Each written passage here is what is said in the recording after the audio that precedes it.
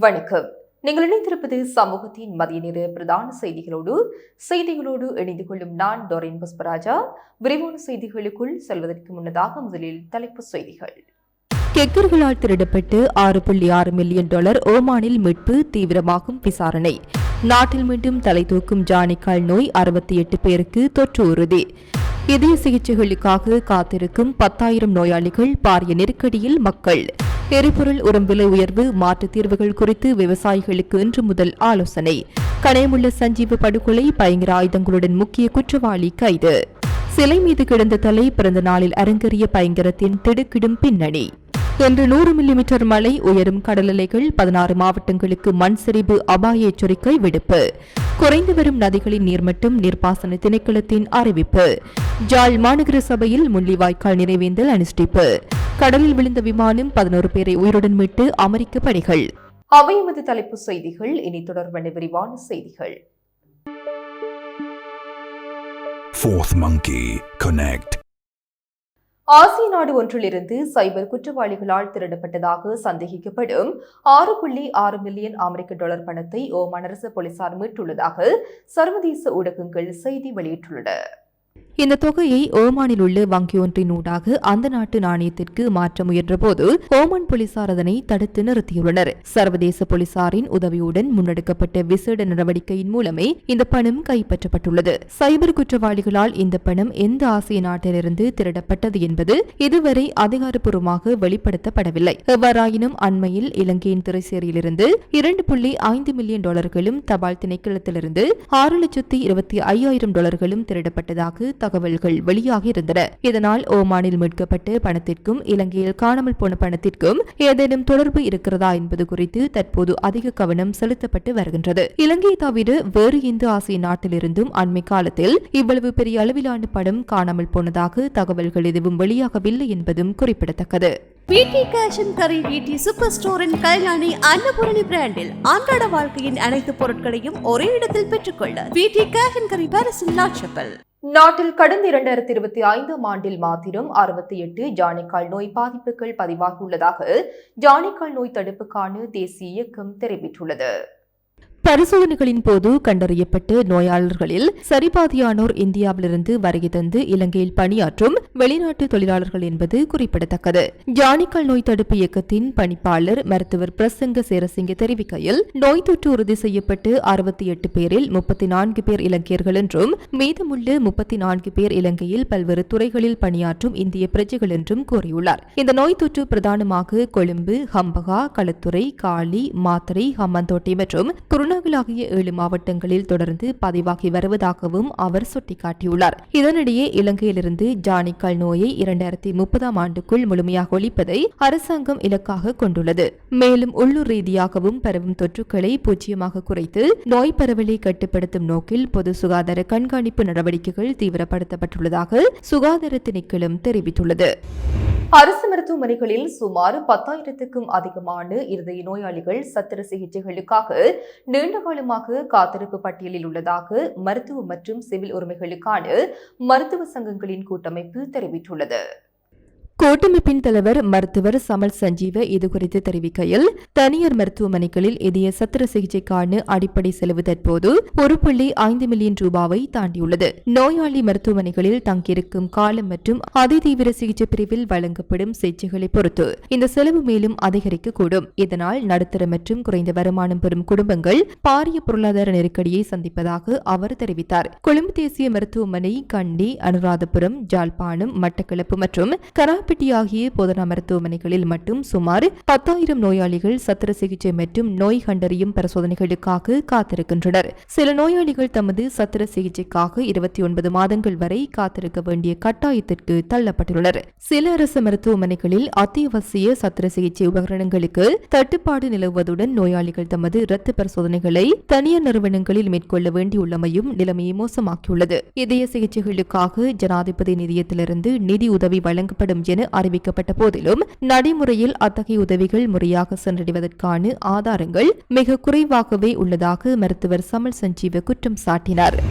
எரிபொருள், உரம் மற்றும் ஏனைய விவசாய இடுபொருட்களின் விலை அதிகரித்துள்ள நிலையில் அவற்றுக்கு ஈடுகொடுக்கக்கூடிய மாற்று வழிகள் குறித்து விவசாயிகளை தெளிவுபடுத்தும் விசேட வேலை திட்டம் இன்று ஆரம்பமாக உள்ளது. நடைபெறவுள்ள சிறுபோகத்தை இலக்காக கொண்டு செல்வம் கொண்டுவரும் சிறுபோகம் என்ற பெயரில் இந்த தேசிய விவசாய வேலை திட்டத்தை விவசாய திணைக்களம் முன்னெடுக்க உள்ளது. இதுகுறித்து விவசாய திணைக்களத்தின் பயிற்சி மற்றும் திட்ட பணிப்பாளர் சிசிரகுமார தெரிவிக்கையில், இந்த விழிப்புணர்வு தொடர் நாடு முழுவதும் முன்னெடுக்கப்படும் என குறிப்பிட்டுள்ளார். இந்த வேலை திட்டத்தின் மூலம் எரிபொருள் மற்றும் உரங்களின் விலை உயர்வை கருத்தில் கொண்டு செலவை குறைப்பதற்கான மாற்று தீர்வுகள் குறித்து விவசாயிகளுக்கு ஆலோசனை வழங்குதல், மண்ணை பரிசோதனை அதன் தேவைக்கேற்ப மாத்திரம் உரமிடும் முறைகளை அறிமுகப்படுத்துதல், ரசாயன உர பயன்பாட்டை குறைத்து குறைந்த அளவிலான உரத்தை கொண்டு அதிக விளைச்சலை பெறுவது குறித்து பயிற்றுவித்தல், தற்போதைய பொருளாதார நெருக்கடிக்கு மத்தியில் நவீன தொழில்நுட்பங்களை பயன்படுத்தி மனித உழைப்புக்கான செலவை குறைத்தல், பயறு, உளுந்து, மிளகாய் மற்றும் வெங்காயம் போன்ற பயிர்ச்செய்கைகளை ஊக்குவிப்பதன் மூலம் இறக்குமதியை குறைத்து நாட்டின் பொருளாதாரத்தை வலுப்படுத்துதல் போன்ற நடவடிக்கைகள் முன்னெடுக்கப்பட உள்ளன. இது வெறும் பேச்சளவிலான திட்டம் மட்டுமல்லாது விவசாயிகளுக்கு வயல் நிலங்களிலேயே நேரடியான செயல்முறை பயிற்சிகளை வழங்கும் ஒரு தொடர் நிகழ்ச்சியாகவும் அமையும் என திணைக்களம் அறிவித்துள்ளது. பாதாள உலகக்குழு தலைவன் கனிமுள்ள சஞ்சீவ என்பவரை கொலை செய்ய திட்டமிட்ட மற்றும் அதற்கு உடந்தையாக இருந்த குற்றச்சாட்டில் ஹம்பகா ஒஸ்மண்ட் என அழைக்கப்படும் ஒஸ்மண்ட் குணசேகர கைது செய்யப்பட்டுள்ளார். கைது செய்யப்பட்ட சந்தேக நபரிடமிருந்து பயங்கரமான ஆயுதங்கள் மீட்கப்பட்டுள்ளன. போலீசார் வெளியிட்ட தகவலின்படி வெளிநாட்டில் தயாரிக்கப்பட்ட உயர்தர ரிப்பீட்டர் ரக துப்பாக்கி ஒன்று, மெகசின்கள் 2, தோட்டாக்கள் 10 என்பன அவரிடமிருந்து கைப்பற்றப்பட்டுள்ளன. கைது செய்யப்பட்டுள்ள ஒஸ்மண்ட் குணசேகர நீண்ட காலமாக திட்டமிட்ட குற்றச் செயல்களில் ஈடுபட்டு வரும் ஒரு முக்கிய நபர் என போலீசார் அடையாளம் கண்டுள்ளனர். கணேமுல சஞ்சீவவை குறிவைத்து நடத்தப்பட்ட இந்த சதி திட்டத்தின் பின்னணியில் உள்ள ஏனைய நபர்கள் குறித்தும் அவரிடம் இருந்த ஆயுதங்களின் பின்னணி குறித்தும் போலீசார் தீவிர விசாரணைகளை முன்னெடுத்து வருகின்றனர். ஹம்பலாந்தோட்டை மாமடில பகுதியின் ரத்னாவாளி தேவியின் சிலையின் கையில் மனித தலை வைக்கப்பட்டு கொலையின் பின்னணி குறித்து திடுக்கிடும் தகவல்களை போலீசார் தற்போது வெளியிட்டுள்ளனர். கடந்த 11ஆம் தேதி தனது பிறந்த நாளை கொண்டாடிக் கொண்டிருந்த 34 வயதுடைய லக்மால் சந்துருவன் என்பவர் சுட்டுக் கொல்லப்பட்டதுடன் அவரது தலை துண்டிக்கப்பட்டு சிலையின் கைகளில் வைக்கப்பட்டது. கொலை செய்யப்பட்ட பொடி 2025 பிப்ரவரி 2ஆம் தேதி மாமடல பகுதியில் நடந்த முக்கொலி சம்பவத்தின் சந்தேக நபர் ஆவார். அவர் மார்ச் 30ஆம் தேதி பிணையில் விடுதலையாகி வந்திருந்தார். இந்நிலையில் இந்த முக்கொலி சம்பவத்தில் உயிரிழந்த மெத்தப்பொடி என்பவரின் மரணத்திற்கு பழிவாங்கவே இந்த கொலை அரங்கேற்றப்பட்டுள்ளது. இந்த கொலையுடன் தொடர்புடைய மெத்தலோக்கு, சமீர உதயங்க மற்றும் சாரங்க தர்ஷன ஆகிய மூவர் கைது செய்யப்பட்டுள்ளனர். இவர்களை கொல்லப்பட்டவரின் மனைவி அடையாளம் காட்டியுள்ளார். இத்திட்டத்தை தீட்டியதாக கருதப்படும் கருணாலோக்கா கொலையிலிருந்து தப்பிக்க தந்திரமாக அன்றைய தினமே பழைய வழக்கு ஒன்றிற்காக நீதிமன்றத்தில் சரணடைந்து விளக்கமறியலுக்கு சென்றுள்ளார். சட்டவிரோத மதுபான வியாபார போட்டியும் போலீசாருக்கு தகவல் வழங்கியதாக ஏற்பட்ட பகையுமே இந்த தொடர் கொலைகளுக்கு காரணமாகும். சம்பவம் தொடர்பில் மேலதிக விசாரணைகளை அம்பலாந்தோட்டை போலீஸ் நிலைய பொறுப்பதிகாரி அமில ராஜபக்ச தலைமையிலான குழுவினர் முன்னெடுத்து வருகின்றனர். வெள்ள நீரினால் மூழ்கியிருந்து தெற்கு அதிவேக வீதியின் வெளிப்பெண்ணு பரிமாற்ற நுழைவு வீதிகள் தற்போது மீண்டும் திறக்கப்பட்டுள்ளன. நேற்றைய தினம் குறித்த பரிமாற்ற பகுதியில் உள்ள அளுத்கம மத்துகம வீதி வெள்ளத்தில் மூழ்கியதன் காரணமாக கொழும்பு நோக்கி நுழையும் வாயில், கொழும்பில் இருந்து வரும் வாகனங்கள் வெளியேறும் வாயில் மற்றும் காலியில் இருந்து வரும் வாகனங்கள் வெளியேறும் வாயில் என்பன சொகுசு மற்றும் சிறிய ரக வாகனங்களுக்காக தற்காலிகமாக மூடப்பட்டிருந்தன. தற்போது வெள்ள நீர் வடிந்துள்ள நிலையில் போக்குவரத்து நடவடிக்கைகளுக்காக வெளிப்பென மற்றும் நுழைவு மீண்டும் திறக்கப்பட்டுள்ளதாக போலீசார் அறிவித்துள்ளனர். மேலும் சாரதிகள் நெடுஞ்சாலையில் பயணிக்கும் போது மிகுந்த அவதானத்துடனும் பாதுகாப்பாகவும் முடிந்தவரை மாற்று வழிகளை பயன்படுத்துமாறும் போலீசார் அறிவுறுத்தியுள்ளனர். இலங்கைக்கு வடகிழக்காக நிலை கொண்டுள்ள குறைந்த அழுத்த பிரதேசம் தொடர்ந்தும் காணப்படுகிறது. இத்தொகுதி இலங்கை விட்டு விலகி நகரக்கூடிய சாத்தியம் காணப்படுவதுடன் அடுத்த 36 மணித்தியாலங்களில் படிப்படியாக வலுவிழக்கக்கூடிய சாத்தியம் காணப்படுகின்றது. இந்த அமைப்பின் தாக்கம் காரணமாக எதிர்வரும் நாட்களில் நாட்டை சூழவுள்ள கடற்பரப்புகளில் காற்றின் வேகம் மற்றும் மழை பெய்யும் தன்மை அதிகரிக்கக்கூடும் என வளிமண்டலவியல் திணைக்களம் அறிவித்துள்ளது. மேல் சப்ரகமுவ, மத்திய, தெற்கு, வடமேல் மற்றும் வடக்கு மாகாணங்களில் அவ்வப்போது மழை அல்லது இடியுடன் கூடிய மழை பெய்யக்கூடும். மேல் சப்ரகமுவ, மத்திய மற்றும் வடமேல் மாகாணங்களிலும் காலி மற்றும் மாத்தறை மாவட்டங்களிலும் சில இடங்களில் 100 மில்லிமீட்டருக்கும் அதிகமான பலத்த மழை பெய்யக்கூடும் என எதிர்பார்க்கப்படுகிறது. நாட்டின் ஏனைய பகுதிகளில் பிற்பகல் 1 மணிக்கு பின்னர் மழை அல்லது இடியுடன் கூடிய மழை பெய்யும் என எதிர்பார்க்கப்படுகிறது. கடலில் பயணம் செய்வோரும் மீனவ சமூகமும் வளிமண்டலவியல் திணைக்களத்தால் வழங்கப்படும் எதிர்கால முன்னறிவிப்புகள் மற்றும் அறிக்கைகள் தொடர்பாக அவதானமாக இருக்குமாறு வேண்டிக் கொள்ளப்படுகிறீர்கள். அதன்படி நாட்டை சூழவுள்ள கடற்பரப்புகளில் அவ்வப்போது மழை அல்லது இடியுடன் கூடிய மழை பெய்யக்கூடும். காற்று தென்மேற்கு திசையில் இருந்து வீசும் என்பதுடன் காற்றின் வேகம் மணிக்கு 25 தொடக்கம் 35 கிலோமீட்டர் அளவில் காணப்படும் என எதிர்பார்க்கப்படுகிறது. காங்கேசன்துறையிலிருந்து புத்தளம், கொழும்பு, காலி மற்றும் ஹம்பாந்தோட்டை ஊடாக பொத்துவில் வரையான கடற்பரப்புகளில் காற்றின் வேகம் அவ்வப்போது மணிக்கு 50 தொடக்கம் 60 கிலோமீட்டர் வரை அதிகரிக்கக்கூடும். இதன் காரணமாக இக்கடற்பரப்புகள் அவ்வப்போது கொந்தளிப்பாக காணப்படும். ஏனைய கடற்பரப்புகள் ஓரளவு கொந்தளிப்பாக அமையலாம் என வளிமண்டலவியல் திணைக்களம் தெரிவித்துள்ளது. புத்தளத்தில் இருந்து கொழும்பு, காலி மற்றும் ஹம்பாந்தோட்டை ஊடாக பொத்துவில் வரையான கடற்பரப்புகளில் கடல் அலைகளின் உயரம் சுமார் 2.0 தொடக்கம் 2.5 மீட்டர் வரை உயரக்கூடிய சாத்தியம் உள்ளது. இடியுடன் கூடிய மழை பெய்யும் சந்தர்ப்பங்களில் இக்கடற்பரப்புகளில் தற்காலிகமாக பலத்த காற்று வீசக்கூடும் என்பதால் அவ்வேளைகளில் கடல் மிகவும் கொந்தளிப்பாக காணப்படும் எனவும் வளிமண்டலவியல் திணைக்களம் அறிவித்துள்ளது. நாட்டில் தொடரும் சீரற்ற வானிலையால் 5 மாவட்டங்களுக்கு 2ஆம் நிலை மண்சரிவு எச்சரிக்கையும் 11 மாவட்டங்களுக்கு 1ஆம் நிலை மண்சரிவு எச்சரிக்கையும் விடுக்கப்பட்டுள்ளது. அதன்படி பதுளையில் பசறைக்கும், காலியில் நெலுவ பிரதேசத்துக்கும், களுத்துறையில் அகலவத்தை, பதுரளிய, மதுகம, ஹொரணி மற்றும் வளலாவட்ட ஆகிய பிரதேச செயலக பிரிவுகளுக்கும் 2ஆம் நிலை மண்சரிவு எச்சரிக்கை விடுக்கப்பட்டுள்ளது. கண்டி மாவட்டத்தில் பஸ்பாகே கோரளை, யட்டினுவர, உடபலாத்த, பாத்தகேவகேட, பண்வில, கங்க ஈகல கோரள, கங்க வட்டகோரள மற்றும் அக்குரண ஆகிய பிரதேச செயலக பிரிவுகளுக்கும் இந்த எச்சரிக்கை விடுக்கப்பட்டுள்ளது. அத்துடன் ரத்னபுரியில் பெல்மதுள மற்றும் ரத்னபுரி ஆகிய பிரதேச செயலக பிரிவுகளுக்கும் 2ஆம் நிலை மண்சரிவு அபாய எச்சரிக்கை விடுக்கப்பட்டுள்ளது. இதேவேளை பதுளை, காலி, களுத்துறை, கண்டி, கேகாலை, குருநாகல், மாத்தளை, மாத்தறை, மொனராகலை, நூரெலியா மற்றும் ரத்னபுரி ஆகிய மாவட்டங்களின் பல பிரதேச செயலக பிரிவுகளுக்கு 1ஆம் நிலை மண்சரிவு எச்சரிக்கை விடுக்கப்பட்டுள்ளது. கடந்த 24 மணித்தியாலங்களில் மழை வீழ்ச்சி குறைந்ததன் காரணமாக அதிகரித்திருந்த நதிகளின் நீர்மட்டம் தற்போது குறைவடைந்து வருவதாக நீர்ப்பாசன திணைக்களம் அறிவித்துள்ளது. இந்த நிலைமையின் கீழ் நீல்வள ஆறு, கிங்காறு, கழுஆறு மற்றும் அத்தனுகளு ஓயா போன்ற நதிகளின் நீர்மட்டம் குறைவடைந்து வருவதாக நீர்ப்பாசன திணைக்களத்தின் நீரியல் மற்றும் பேரிடர் மேலாண்மை பிரிவின் பணிப்பாளர் LS சூரியபண்டார தெரிவித்துள்ளார். குறிப்பாக களுகங்கியின் மில்லகத்தை தவிர்ந்த ஏனைய இடங்களில் நீர்மட்டம் குறைந்து வருவதாக குறிப்பிட்ட அவர், மழைவீழ்ச்சி குறைவினால் இந்த நிலை ஏற்பட்டிருந்தாலும் எதிர்வரும் நாட்களில் மழை பெய்யக்கூடும் என வளிமண்டலவியல் திணைக்களம் எதிர்ப்பு கூறியுள்ளதால் இது ஒரு தற்காலிக நீர்மட்ட குறைவாக இருக்கலாம் என்றும் தெரிவித்துள்ளார். தற்போது 73 பிரதான நீர்த்தேக்கங்களில் 18 நீர்த்தேக்கங்களும் 18 நடுத்தர அளவிலான நீர்த்தேக்கங்களும் வான் பாய்ந்து வருகின்றன. எவ்வாறாயினும் இந்த நீர் வெளியேற்றம் பெரிய அளவிலான வெள்ள அபாயத்தை ஏற்படுத்தாது எனவும் நிலைமைகளை அவதானித்து செயற்படுமாறும் அவர் பொதுமக்களிடம் கேட்டுக் கொண்டுள்ளார்.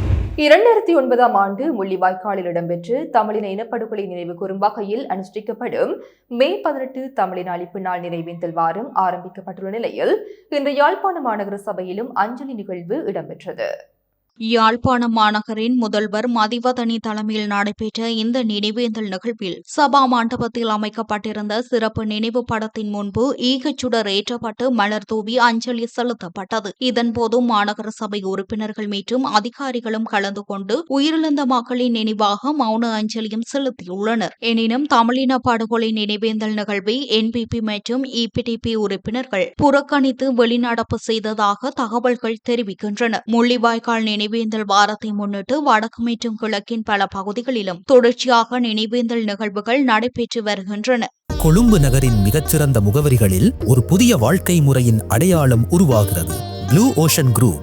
கண்டி நகரத்தில் அமைந்துள்ள தனியார் வங்கி ஒன்றில் பணியாற்றும் 7 ஊழியர்கள் மோசடி குற்றச்சாட்டு ஒன்றில் கைது செய்யப்பட்டுள்ளனர். கண்டி நகரத்தில் அமைந்துள்ள தனியார் வங்கி ஒன்றின் ஊழியர்கள் 7 பேர் போலி ஆவணங்களை தயாரித்து அந்த வங்கியின் வாடிக்கையாளர்களது பெயரில் மோசடியான முறையில் கடன் பெற்றுக் கொண்ட சம்பவம் தொடர்பில் கண்டி போலீசில் மேற்கொள்ளப்பட்ட முறைப்பாட்டின் அடிப்படையில் கைது செய்யப்பட்டுள்ளனர். இது தொடர்பான விசாரணைகளை கண்டி போலீசார் மேற்கொண்டு வருகின்றனர். சந்தேகத்தில் கைது செய்யப்பட்ட வங்கி ஊழியர்களை நீதிமன்றத்தில் ஆஜர்படுத்த நடவடிக்கை எடுக்கப்பட்டுள்ளது. புளோரிடா கடற்கரைக்கு அப்பால் அட்லாண்டிக் கடலில் விழுந்து தனியார் விமானத்திலிருந்து 11 பேரையும் அமெரிக்க விமானப்படை மற்றும் கடலோர காவல்படை இணைந்து பல மணி நேர போராட்டத்திற்கு பிறகு உயிருடன் மீட்டுள்ளது. இந்த மீட்பு பணிக்காக 5 மணி நேரத்திற்கும் அதிக நேரம் செலவிடப்பட்டதாக தெரிவிக்கப்படுகிறது. மீட்பு பணியில் ஈடுபட்ட ஹெலிகாப்டரின் எரிபொருள் தீர இன்னும் 5 நிமிடங்கள் மட்டுமே இருந்த நிலையில் அனைவரையும் பாதுகாப்பாக மீட்டமே அதிசயமாக கருதப்படுகிறது. மீட்பு பணிக்கு தலைமை தாங்கிய மேஜர் எலிசபெத் பியோவடி ஊடகங்களுக்கு கருத்து தெரிவிக்கையில், இவர்கள் அனைவரும் உயிர் தப்பியிருப்பது உண்மையிலேயே ஒரு அதிசயம் என குறிப்பிட்டுள்ளார். பஹாமாஸ் தீவு கூட்டத்தில் இருந்து புறப்பட்ட 2 என்ஜின்கள் கொண்ட டர்போப்ராப் ரக தனியார் விமானம் புளோரிடாவின் மெல்போர்ன் கடற்கரையில் இருந்து சுமார் 80 மைல் தொலைவில் கடலில் விழுந்து விபத்துக்குள்ளானது. விமானம் கடலில் விழுந்த உடனே செயற்பட்ட அவசரகால சமிஞ்சை அமைப்பின் மூலம் கடலோர காவல்படைக்கு தகவல் கிடைத்தது. அப்போது பயிற்சியில் ஈடுபட்டிருந்த அமெரிக்க விமானப்படையின் HE-130J விமானம் உடனடியாக சம்பவ இடத்திற்கு அனுப்பப்பட்டது. விபத்துக்கு பிறகு சுமார் 5 மணி நேரம் வரை பயணிகள் உயிர்காக்கும் படகின் உதவியுடன் கடலில் மிதந்து கொண்டிருந்தனர். இடியுடன் கூடிய மழை பெய்து கொண்டிருந்த போதிலும் மீட்பு குழுவினர் அவர்களை கண்டுபிடித்தனர். ஹெலிகாப்டர் மூலம் மீட்பதற்கு முன் உணவு, குடிநீர் மற்றும் கூடுதல் உயிர்காக்கும் கருவிகள் வான்வழியாக அனுப்பப்பட்டன. பின்னர் அனைவரும் பாதுகாப்பாக மீட்கப்பட்டு மருத்துவ சிகிச்சைக்காக மெல்போர்ன் ஆர்லாண்டோ சர்வதேச விமான நிலையத்திற்கு கொண்டு செல்லப்பட்டனர். இந்த விபத்துக்கான சரியான காரணம் இதுவரை உறுதியாக தெரியவில்லை. எனினும் விமானத்தின் என்ஜினில் ஏற்பட்ட கோளாறு காரணமாக இருக்கலாம் என ஆரம்பகட்ட விசாரணைகளில் சந்தேகிக்கப்படுகிறது. இத்துடன் சமூகத்தின் மதிய நேர பிரதான செய்திகள் நிறைவு பெறுகின்றன. தொடர்ந்தும் சமூகத்தோடு இணைந்திருங்கள். எமது RIP பேச்சுக்கு கிடைத்த மரண அறிவித்தல்கள். திருகோணமலை சம்பூரை புறப்படமாகவும் வதிவிடமாகவும் கொண்டிருந்த திரு வைரமுத்து சின்னத்துரை அவர்கள் 13/5/2026 புதன்கிழமை அன்று காலமானார். மட்டக்களப்பு கதிரவெளியை புறப்படமாகவும் கிரான்குளத்தை வதிவிடமாகவும் கொண்டிருந்த திரு பொன்னம்பலம் குணசீலன் அவர்கள் 12/5/2026 செவ்வாய்க்கிழமை அன்று இறைப்பதமடைந்தார். புசல்லாவ கட்டுக்கிந்துலுவை புறப்படமாகவும் திருச்சி மாவட்டம் தின்னூர் கிராமத்தை வதிவிடமாகவும் கொண்டிருந்த MS மூக்கையா அவர்கள் 12/5/2026 செவ்வாய்க்கிழமை அன்று காலமானார். யாழ்ப்பாணம் வட்டுக்கோட்டை மேற்கை புறப்படமாகவும் கொழும்பு கொள்ளுப்பிட்டியை வதிவிடமாகவும் கொண்டிருந்த திரு அம்பலவாணர் கிருஷ்ணர் அவர்கள் 11/5/2026 திங்கட்கிழமை அன்று இறைவனடி சேர்ந்தார்.